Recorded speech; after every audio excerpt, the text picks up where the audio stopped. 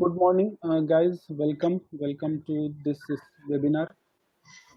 I am Priyesh, co-founder at Emleap. We are joined with Dipinti, Kanishka, and Abhishek. Dipinti and Kanishka are faculty members at various national law colleges, and they'll be conducting this session. So, Dipinti, over to you. Okay, thank you, Mr. Just Priyesh. a minute.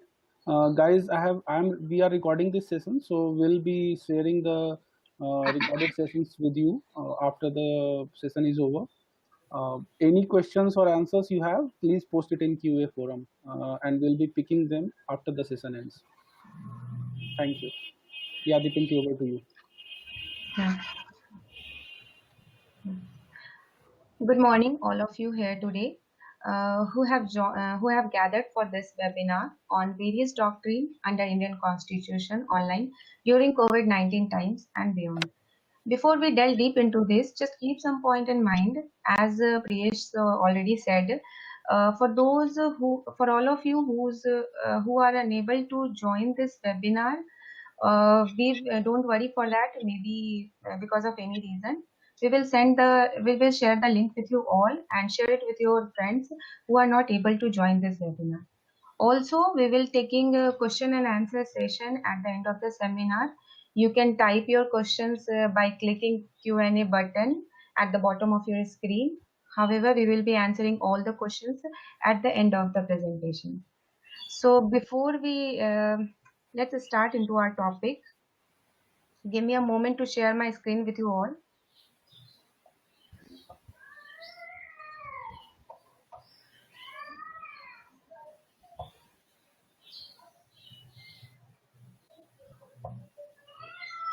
I hope the screen is visible to all of you.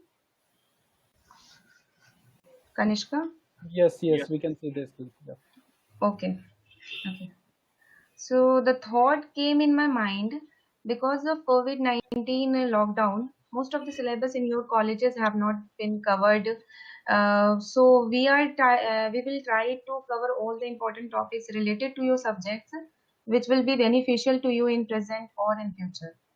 So before I begin, I would like to take the opportunity to thank Mr. Priyesh and Mr. Abhishek Verma for conducting this seminar, and special thanks to Mr. Kanishk, who is the faculty at NLU Odisha, for taking a question and answer session and give some valuable points on all the important doctrines we have discussed here.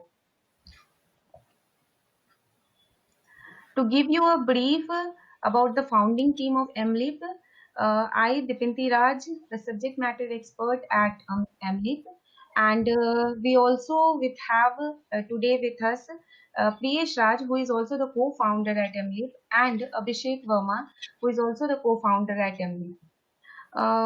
What is now you have a question in your mind, like what is MLIP exactly?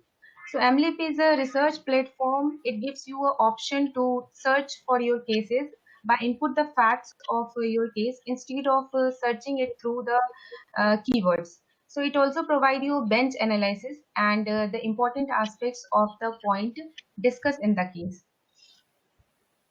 So you can go and search it through the MLIP. The next we have, as we all know, the Constitution of India has many important doctrines, and it won't be possible to discuss all the doctrines in a one webinar. So here we have selected these 5 doctrines, which somehow connected to the distribution of legislative power. So the conflict regarding the subject matter won't arise between the state and the center. So we have before we delve into the doctrine, I have some questions in my mind. Uh, why we need to understand all the doctrines under Indian Constitution, or why it is why it is so important to read about all the doctrines? Kanishka, can you Thank you. clear my Thank you, point? Dipanji. So, as you said, as you asked the question, why it is important to understand all the doctrines, right? You see, Constitution is a very, very complex subject, right? And under Constitution, there are more than 300 articles. So what we do is we try to understand those articles through the means of doctrines. Let me give you an example. Even in other subjects like physics or chemistry, there are formulas, right? There are topics, right? And through the help of those formulas and those topics, we understand the concepts. Similarly, in Constitution also, it's not worthwhile to memorize every article. Rather, if you understand the doctrine, through that you can understand the article. Therefore, what we do is we understand the doctrine. Why? Because that will help us in understanding the article, right? For example, you said that in Constitution there is a lot of concepts to cover, right? I agree to that, right? Moreover, the Constitution that we are studying today, as Sahab Ambedkar had told, this Constitution has been made by collecting relevant provisions from constitutions all over the world, right? So these doctrines help us in relating those concepts which have come from abroad and how they are applicable in our country, right? For example, we have lots of doctrine. We have doctrine of pith and substance, doctrine of incidental and ancillary powers, doctrine of basic structure, right? All those doctrines are very, very relevant, and they help us in understanding the concept as to what is the meaning of particular article, or what is the meaning of particular concept, what is the relation of the concept with the article, right? Right, right. Yeah, agree.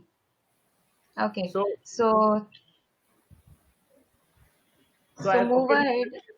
yeah, you can continue. Yeah, yeah. So move ahead. We have our first doctrine, doctrine of pith and substance. So in our country, the power to make laws is vested in a legislature, as we all know. That means the parliament and state legislature are empowered to make the laws. So for the smooth and convenient purpose of administration, the Constitution of India distribute the legislative powers between the parliament and state legislature by providing Article 246, and Schedule 7 provide distribution of legislative subjects into three lists. So we have a three list here. List 1 is the union list. The subject matter mentioned in this list are of national importance, and the parliament alone can make the laws in respect of them. And the second list we have is the state list.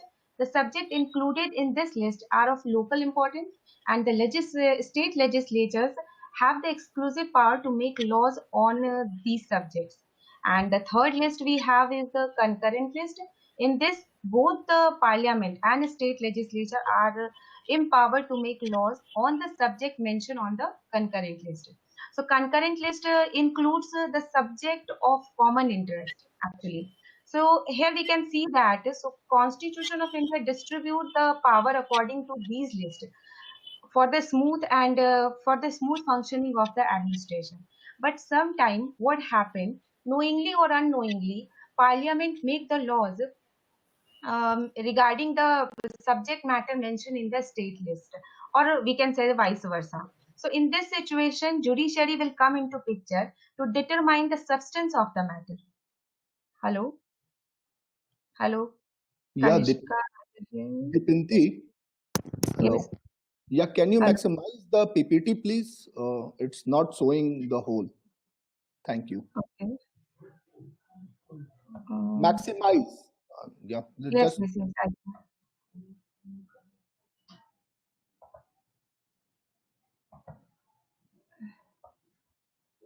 yeah. Okay, sure. Keep Is go it on. okay? Yeah, Is I it think okay? yeah, this is fine. Yeah. Okay. Okay. So where we were.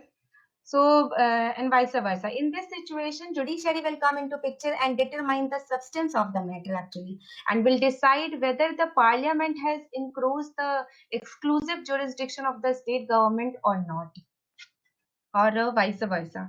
So doctrine of pith and substance, we can say that can be used to determine under which head of power or given piece of legislation falls. So, with the help of this doctrine, court will find the true nature, the true object or basic purpose of the subject matter, and determine the competency, legislative competency. So, the Kanishka, hello, hello. Kanishka, are you hearing me?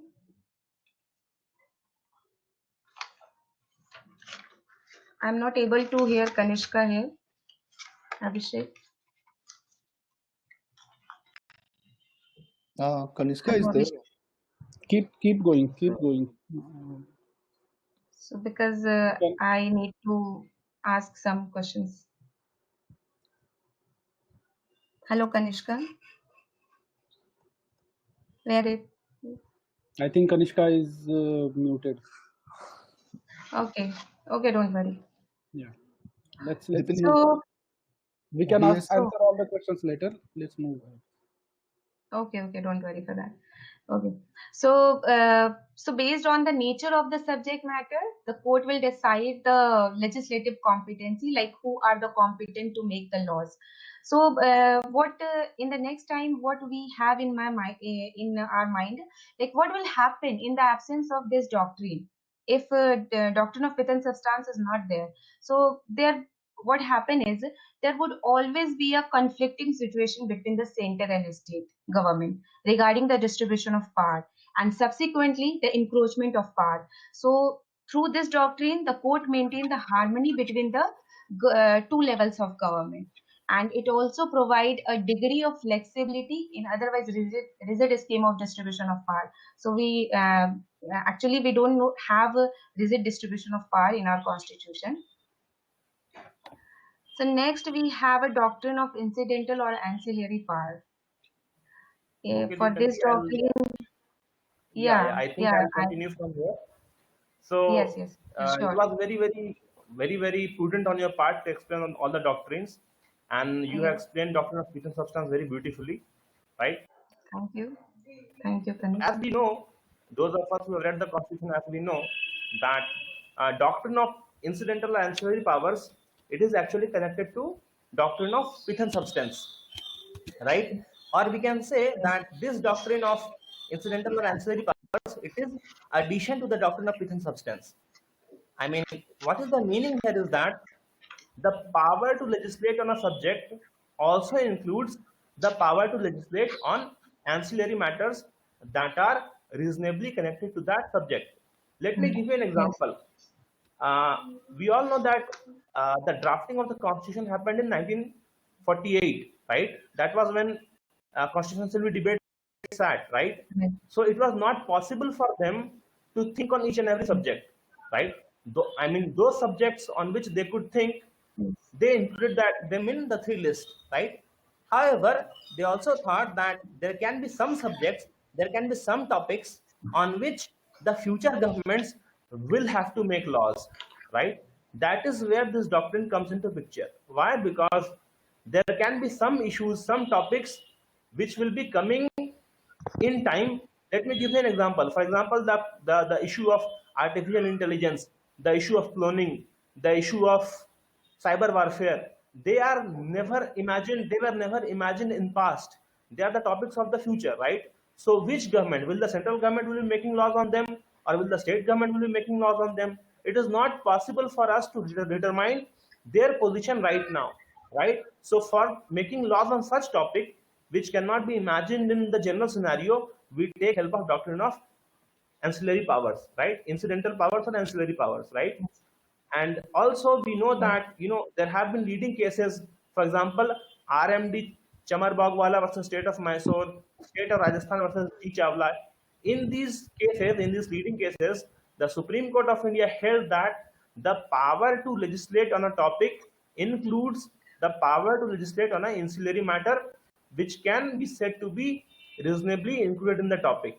Similarly, Supreme Court latter has also held that in different lists the power is demarcated, but if the power to legislate on a particular topic is not given, and that power can be derived from a relevant entry, then that will be held to be part of doctrine of incidental or ancillary powers.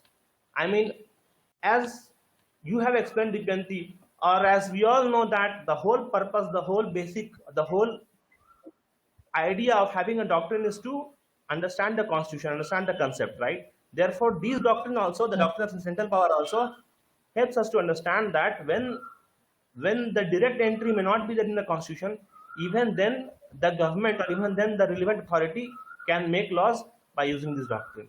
With this, I would like to continue to the next topic. Yes, yes. Thank you. Okay, next we have a doctrine of territorial nexus. So, as I have already told you that Parliament may make the laws for the whole of the country, but the subject matter should be listed in list 1. And the state legislature make the laws for the whole of the state, but the subject matter mentioned in the list 2. So, according to Article 245, Clause 1, Parliament and state legislature have some limit, and they won't go beyond that limit, right? And in this, what I have some doubt, like whether a particular state has an extraterritorial operation. Kanishka, That's a very, do you very think good that? question, Dipanti. That is a very, very good question, Dipanti. So it can happen. It is possible that the law made by one country can have extraterritorial operation, right? Even in India, it has been held by Supreme Court that the law made by Parliament can have extraterritorial operation. However, the aspect is that if in existing scenario, if you start giving your laws extraterritorial operation, then it will create problem for our courts. Let's say that American citizen is made subject to Indian laws, or American citizen is made subject to European laws, right? In that scenario, uh, that person will be tried first by Indian courts under Indian laws, then by American courts under American laws. So this will create conflict of laws.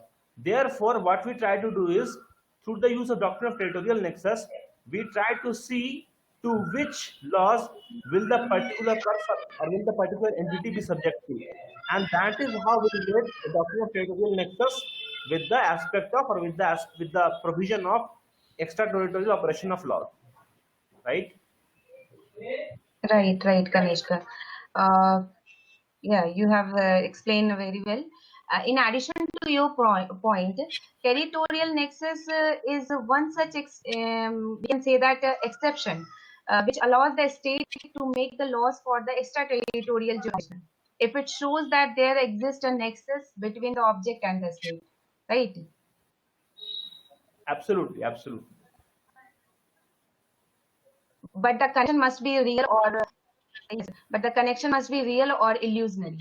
So this can be understood through an example, like just imagine like that I live in Delhi and running a sugar factory and running a sugar factory in Pune, and after some using my network through, and after some time Maharashtra government imposed some taxes.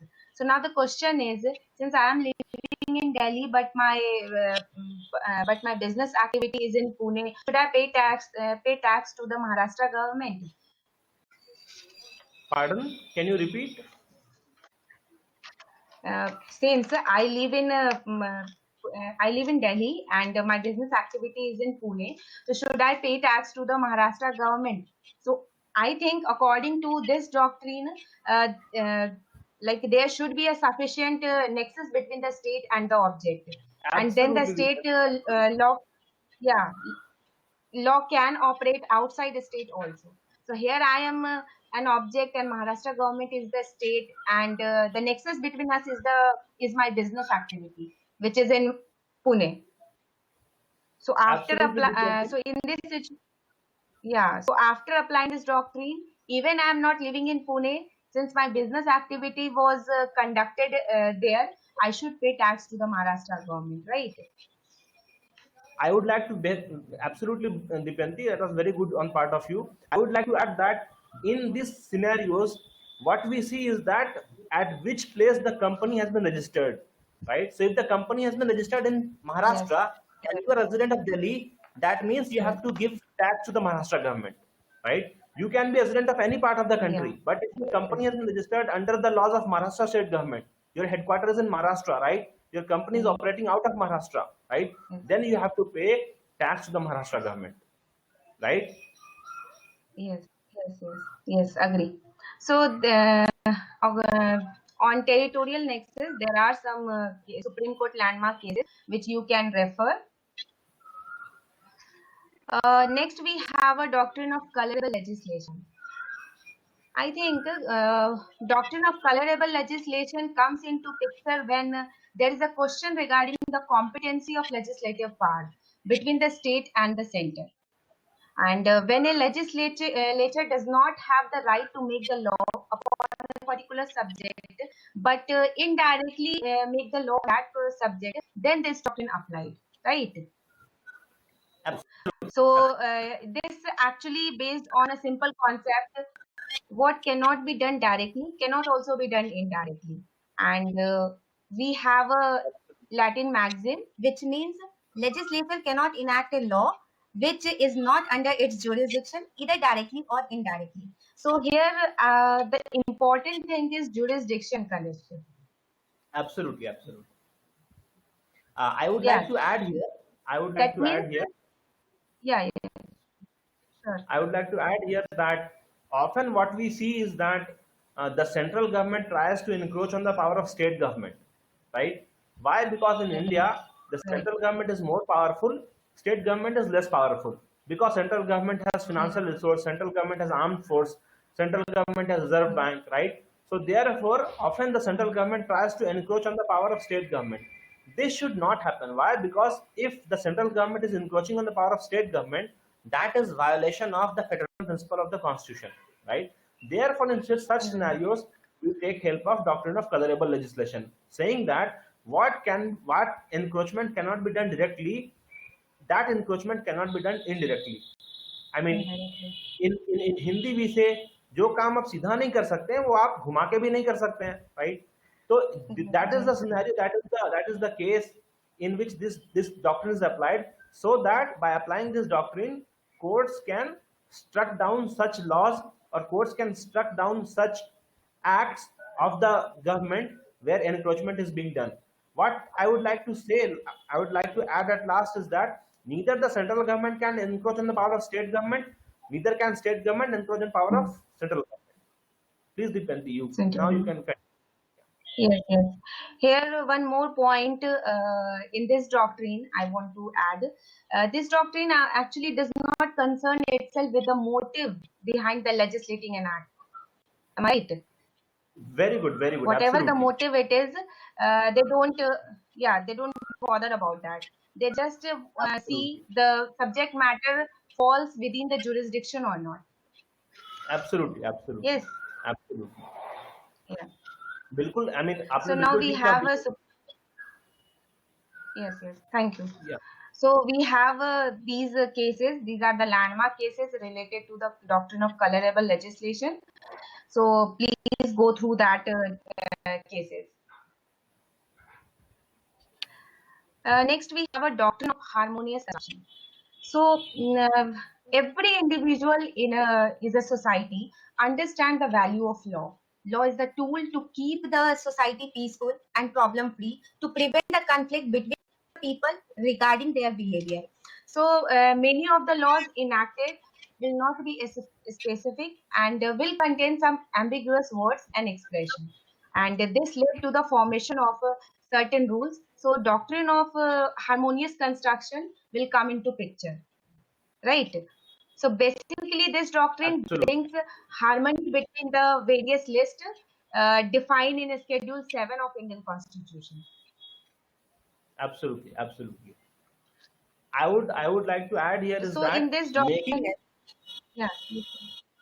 I would like to add here is that making any law is very stringent task, right? Why? Because drafting a law is not easy.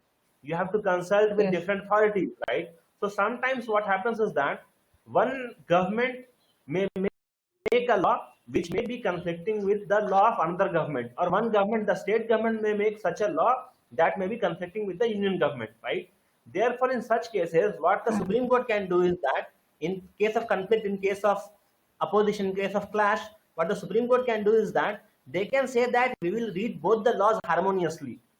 In such scenario, what will be the outcome is that due to the harmonious reading of both the laws will continue to exist and there will not be the need to struck down one law, because we know that when two laws clash, when there is conflict in two laws and the matter goes to the court, in such scenario Supreme Court will take a look at the both of the laws, and then it will struck down the law which is clashing or which will contradicting on the other law. But if harmonious doctrine of harmonious construction is applied, in that case, in that scenario, there is no need to struck down one of the law, because both of the laws can exist side by side each other to doctrine of harmonious Yes, construction. yes. Okay, okay, So, Dishwanti, you know. yeah, you have rightly said. So we have this case, CIT versus Hindustan Bulk Carrier, 2003 case, where Supreme Court laid down the five principle and beautifully explained the harmonious doctrine of harmonious construction. So you can go through that and read about this case. So next we have for this doctrine, for the better understanding of this doctrine, let's start from the initial, where judiciary interpreted the various ambiguous words and expressions contained in our constitution. So first start with the Shankari Prasad versus Union of India, 1951. So you can add some point. You want to add some point, Kanishka, here? Yes. I would like to say that in the beginning of formation of this country, lot of confusion was there, right? Why? Because we had just been independent, right? And lot of British laws were there. So what happened was that in the cases like Shankari Prasad or Sajjan Singh or Golaknath, right, Supreme Court had to take a look at the application of the laws, British laws, and the newly formed laws by the Indian government, right? So they thought that it will not be prudent on their part to strike down one particular law, right? So what they did was they applied doctrine of harmonious construction, so that both of the laws can be applied and both of the laws can continue in operation. The optimum case in this scenario was the case of Keshwanand Bharti versus state of Kerala, which we all know, the case in which the ratio was 7:6. 13 judges were there and they gave judgment 7:6. And in that case, it was held that basic structure will be a part of Indian Constitution. Basic structure doctrine will be part of Indian Constitution. We know that especially in the prime ministership of Indira Gandhi, lot of amendments were moved to the constitution. In fact, the 42nd amendment was so wide that it was called mini constitution, right? So to save constitution from those amendments, to safeguard constitution from mega changes, right, Supreme Court introduced doctrine of basic structure, right? Now again, you will say that doctrine of basic structure may be or may not be related to doctrine of harmonious construction, but some constitutional experts like Palkhiwala, M. Palkhiwala, they have said that doctrine of harmonious construction does have a relation with doctrine of basic structure, because in their opinion, if doctrine of harmonious construction would not have been applied, then there would have been no role of doctrine of basic structure. Okay. Yeah. So Shankari, these are the important doctrines where the Supreme Court defined beautifully. And in Keshwanand Bharti, the Supreme Court evolved the concept of basic structure and theory, concept of basic feature of theory, by saying that the Parliament has sovereign power to amend any of the provision of the Constitution, but no amendment can be permitted which destroy the basic features of the Constitution. That means the fundamental rights we have. So that Supreme Court reserve its power of judicial review so as to harmonize the interest of the people of India as a whole and power enjoyed by the legislature, right? Absolutely. So, yeah. So one or two things I would like to add here is that, you see, whenever there is government, for example, even right now in center we have NDA government, right? In state we have UPA government, or in state we have regional party government, right? So there will always be conflict of laws. There will always be conflict. Why? Because the interest of both the governments are different. NDA has different mentality and the regional parties are different mentality. So there will always be clash of laws. Even right now in COVID-19, we see that there is a lot of clash happening. For example, the central government is accusing the state government of not acting properly. The state government is saying that they should allocate funds to the central government should allocate funds. So it is because of these reasons that lot of clash happens, right? So what happens is that it is the duty of the Supreme Court to look at the interests of both the parties, right? And in this cases, in this scenario, especially, use of doctrine is very, very relevant. Why? Because if doctrines are not applied, if there is not application of doctrine, then what will happen is that this clash will increase, or Supreme Court will not be able to take a proper look at the conflict that is happening between the parties, right? So application of these doctrines helps the Supreme Court in gauging the fact as to what is the real application of the laws, and whether or not one government, whether it be the central government or the state government, is encroaching on the power of the other government, right? Yes, you are right, Kanishka, rightly said. So here we have completed all the doctrines, and now we have some questions. So the first questions we have, with respect to a territorial doctrine, a global injection and order was passed under the IT Act. Will the doctrine operate there too? Kanishka, Yes. are you listening to me? That is a very, very good question, right? So I think Yes. just a minute, right? So I think this question has been asked by Rachit Chawla, right? With respect to territorial Yes. doctrine, a global injunction order was passed under the IT Act. Will the doctrine operate there too? Yes. Okay.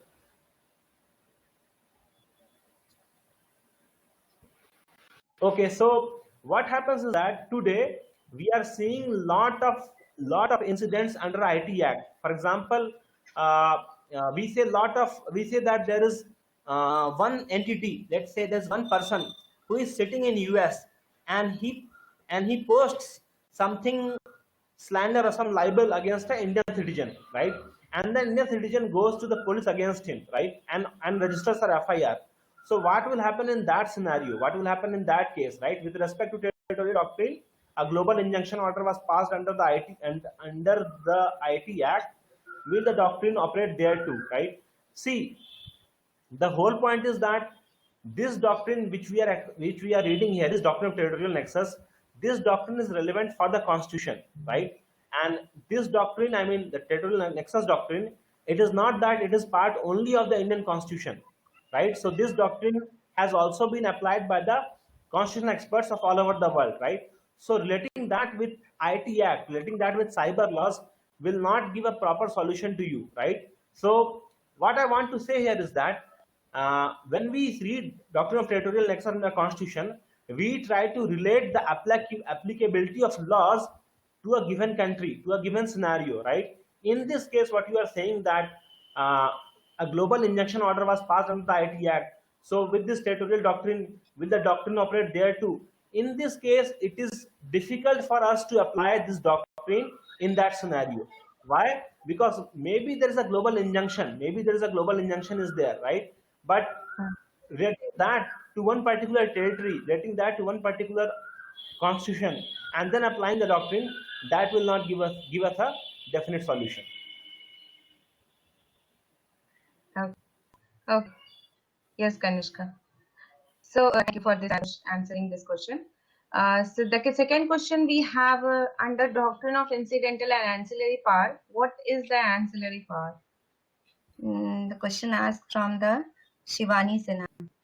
Shivani, what is the ancillary power actually? Okay. Yeah. It seems, I mean, just one thing. There is one more question. We are not able to understand Chaudhary Gaurav, right? I think there is some problem, some language problem also. Should we use mix of Hindi and English to make people understand, or only English is better? So Chaudhary Gaurav has said we are not able to understand. Okay. They can Okay, ask so in both the language for the understanding, for better okay, understanding. They can okay, it's use okay. both the language. Okay, okay. So Shivani Sinha has said under doctrine of incidental and ancillary powers, what is ancillary power, Uh, right? So ancillary power can be understood as the related power, right? For example, the police has the power to take care of law and order, right? Right? yes, yes. Now, when we say law and order, we mean that the police will go and solve dispute. The police will go arrest the criminal. The police will go arrest people who are creating a ruckus, right? But let's imagine that somebody is selling narcotics, right? Right? So even if Yes. police does not have the power to deal in narcotics, because we have something called Narcotics Control Bureau of India, right? So even if police does not have the power to control narcotics, the police will go and arrest the people who are selling narcotics. Why? Because it has got ancillary power to regulate law and order. Direct power may not be there, but ancillary power is there. Yes. ठीक है, मैं आपको हिंदी में Yes. समझाता हूँ, right? जैसे police को कानून व्यवस्था देखने का काम दिया गया है, ठीक है, और पुलिस कानून व्यवस्था देखने के अंतर्गत बहुत सारे काम करती है। वो झगड़े सुलझाती है, वो लोगों को अरेस्ट करती है, वो लोगों पर एक्शन लेती है, ठीक है, जो बदमाशी करते हैं उन पर एक्शन लेती है। इमेजिन करिए कोई आदमी नारकोटिक्स बेच रहा है, कोई आदमी नारकोटिक्स में डील कर रहा है। इंडिया में नारकोटिक्स के लिए हमने एक अलग से संस्था बनाई हुई है जिसका नाम की नारकोटिक्स कंट्रोल ब्यूरो है, और उस संस्था को ये पावर है, उस संस्था के पास ये जिम्मेदारी है कि वो नारकोटिक्स के व्यवहार को, नारकोटिक्स के व्यापार को कंट्रोल करे, उसको बंद करे, ठीक है। पुलिस के पास ये पावर डायरेक्टली नहीं है। कहीं भी आप आईपीसी में ये नहीं पढ़ेंगे या पुलिस एक्ट जो है उसमें ये नहीं पढ़ेंगे कि पुलिस के पास ये पावर है, लेकिन चूंकि पुलिस लॉ एंड ऑर्डर देखती है, इसीलिए उसके पास एंसिलरी पावर भी है कि वो जाकर नारकोटिक्स के ट्रेड को, नारकोटिक्स के व्यापार को, नारकोटिक्स के व्यवहार को भी रोक सकती है। यही यहाँ पर एंसिलरी पावर है, यानी वो पावर जो कि डायरेक्टली आपके पास नहीं है, लेकिन कोई काम अगर आप डायरेक्टली कर रहे हैं तो उससे जुड़ी हुई पावर भी आपके पास होनी चाहिए, तो वही यहाँ पर एंसिलरी पावर कही जाएगी। Power which is not directly given to you but is given to you by the virtue of doing your duty, right? जो सीधे तो आपके पास नहीं है, लेकिन एंसिलरी तौर पे आपके पास है, ठीक है। Yes. Kanishka, we can say in a simple word like providing necessary support to the primary activities is the ancillary part, Absolutely, right? absolutely, absolutely. Okay. That is a very Okay. beautiful explanation, Dipanti. So Thank you. Yeah, thank you. So next interesting question, Kanishka, we have. Don't you think that these doctrines are getting vanished day by day in our court of law? The strict implementation of these doctrines is need of our. Do you I understand? will say that this question has come from Nishant Alert, and it seems Nishant Yes. is very, very alert, right? It's a very, very good question. It's a very, very good question. Don't you think that these doctrines are getting vanished day by day in our courts of law? The strict implementation of these doctrines is need of our. I absolutely agree, Nishant. I mean, if you critically analyze, these doctrines were applied in the glorious days of Indian courts when we had judges like Justice Krishna Iyer, Justice Khanna, right? And we had constitutional stalwarts like Nanavati, like D.D. Basu. So they were those person who came up with this doctrine. They were those person who had applied this doctrine. But in today's scenario, we see that such application is not being done. Rather, what is happening is that the government is trying to implement whatever they deem fit, right? The courts have taken, let's say, a guarded response. The courts are not interfering too much in the working of the government. Let me give you an example. Even in COVID-19, we saw that the courts have not tried to radically alter the course of government. The courts have not tried changing the course of government, right? But that is not the solution, because we see that even in today's scenario, due to COVID-19, lot of laborers are grieving, lot of laborers are suffering, lot of doctors are suffering because there is not PPE kit, right? So therefore, application of doctrine must be there. Supreme Court cannot sit idle. Supreme Court has to interfere. What about the fundamental rights of laborers? What about the fundamental rights of doctors, right? So therefore, application of these doctrines must be done, right? And I agree with you that the application of these doctrines has been vanishing day by day. right? But that is not the solution, right? I also agree that the strict implementation of these doctrines is need of hour, and Supreme Court will have to take a proactive approach, because in India we know that whoever government is there in center, they control RBI, they control CBI, they control all the other agencies, right? So therefore, I agree with the question of Nishan, and I say that the strict implementation of these doctrines is need of hour. Yes, yes, yes. Okay. So move ahead. Next question we have. Even I want to know this answer, the answer from you first, Kanishka. Do you think our India doesn't follow the strict separation of power, rather it follow check and balances? I also agree with this question. This question is from Piyush, right? Yes. The thing is that the doctrine of separation of power in India has been taken from US Constitution, right? And in India, it is not possible for us to stick to strict separation of power. Why? Because in India, the executive may also take judicial decisions, the legislature may also take judicial decisions. Let me give an example. In executive, we have a post called DC. His name is Deputy Commissioner, right? But the DC also has magisterial powers, because the name of DC is DC cum DM, District Commissioner, Yes. I mean Deputy Commissioner / District Magistrate, right? So what we see Yes. is the executive also enjoys judicial power. The DC is an executive magistrate. He has also had ministerial powers, right? So in India, strict separation of power is not possible, right? Let me give you an example, right? The speaker of the Lok Sabha, or the speaker of Rajya Sabha, or the chairman of Rajya Sabha, right? They have legislative powers, but they also have judicial powers in case one member starts behaving in an irresponsible manner. Because in that scenario, the speaker may ask, or speaker may adjudicate and pass decision that that member or that MP who is behaving in irresponsible manner will not be allowed to sit in the parliament. So in India, what we see here is that in India, one executive body at the same point of time may perform executive function, at the same point of time may perform judicial function. One legislative body at the same point of time it may perform legislative function, at the same point of time it may perform judicial function. Even the Supreme Court of India, it performs judicial action, it also performs executive action. Why? Because I think thousands of people are employed inside the Supreme Court. So when Supreme Court deals with those persons, it is not performing judicial function, rather it is performing executive function. It is performing like an executive, it is acting like an executive, right? So in India, strict separation of power cannot be followed, rather what we follow is checks and balances. So therefore I agree with the question of Piyush. Okay, okay. So thank you, Kanishka, for answering this question, beautifully explained by you. So I think that brings up to the end of a very, very interesting webinar. A lot of questions are very well asked. And thank you, Kanishka. Thank you so much for answering all of them in depth. We have not answered all the question here. I know. We will answer all of your questions separately. We will mail to you the answer. Lastly, to conclude, thank you all of you for being a part and journey us today for this webinar. And I hope this is the starting of a very long journey with you and MLIP. Also, all the cases which I have discussed above, you can easily found in the MLIP site. So I am also happy to announce that MLIP give you all the subscription for a month. The user and ID you will get on the email ID which you will provide. There is also one survey we will send to you your email, and you will have to fill that survey form.